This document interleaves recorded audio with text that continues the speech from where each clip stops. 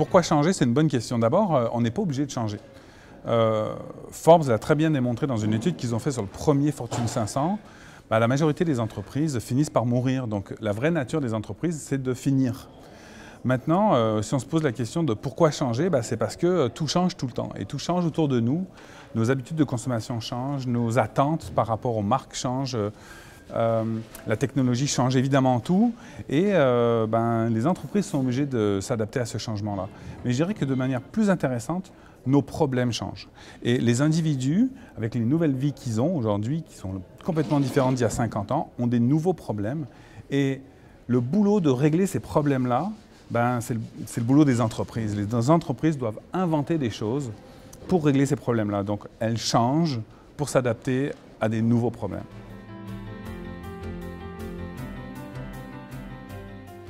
Alors, quand est-ce que c'est le bon moment pour changer? En fait, le bon moment, c'est évidemment tout de suite. Et les questions qu'on peut se poser, c'est le déploiement de ces changements-là. Parce que c'est sûr qu'il y a des changements qui peuvent être immédiats. Et donc, la satisfaction de l'entreprise est immédiate. Mais il y a des changements qui vont être beaucoup plus longs et qui vont voir des résultats beaucoup plus lents. Et on peut se décourager. Donc, le temps, en fait, quand on parle de changement, est fondamental parce qu'on peut se fatiguer et abandonner. Ou bien on peut en faire un petit peu trop et déstabiliser aussi l'organisation. Donc il y a un très bon équilibre à trouver entre à quel moment on doit s'arrêter, réfléchir, changer, s'arrêter, réfléchir, changer. Et la deuxième chose qu'on doit vivre avec, c'est la prochaine décision qu'on va prendre comparée à l'ancienne décision qu'on a prise.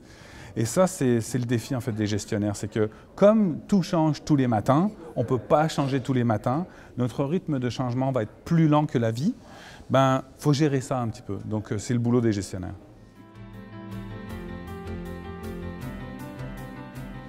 Alors, comment changer? On a deux leviers.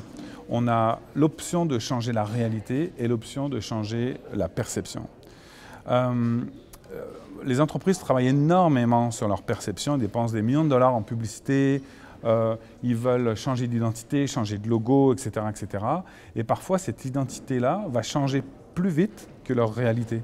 Ça peut créer des attentes qui vont être déçues, en fait, chez le consommateur. Changer la réalité, c'est plus de travail, c'est plus long, c'est beaucoup plus de gens, parce que là, c'est plus uniquement les créatifs qui vont créer une campagne, mais ça va être toute l'organisation à mettre dans un ordre de marche différent. Mais c'est beaucoup plus satisfaisant et beaucoup plus utile pour la vie des gens parce que les gens, encore une fois, ils ont des problèmes à régler. Là, on va changer la réalité et donc on va réconcilier ces problèmes-là avec des solutions qu'on a trouvées.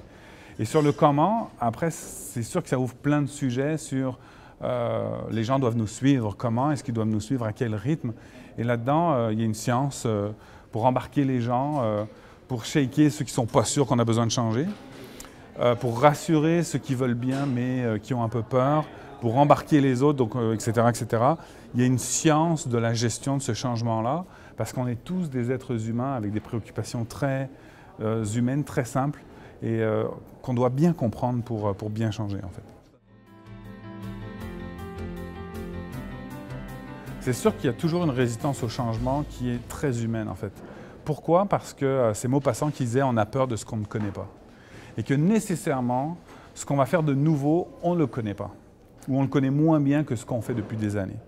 Et en plus, on est dans un monde de plus en plus anxiogène, qui fait peur, parce qu'on n'arrive plus à savoir comment le monde va changer. C'est l'OCDE qui a fait une étude qui date d'octobre 97, qui fait des études pour nous dire quels sont les grands changements à venir. Et à propos de l'intelligence artificielle, ils nous disent on n'est plus capable de prévoir.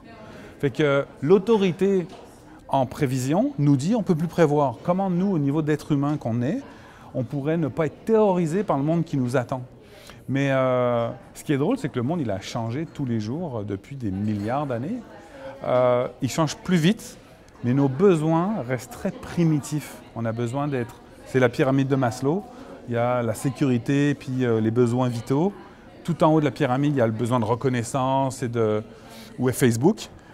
Entre les deux, il y a des tas d'étages qui sont autant d'opportunités pour les organisations de trouver des choses qu'on peut nous adresser et changer pour améliorer la vie des gens.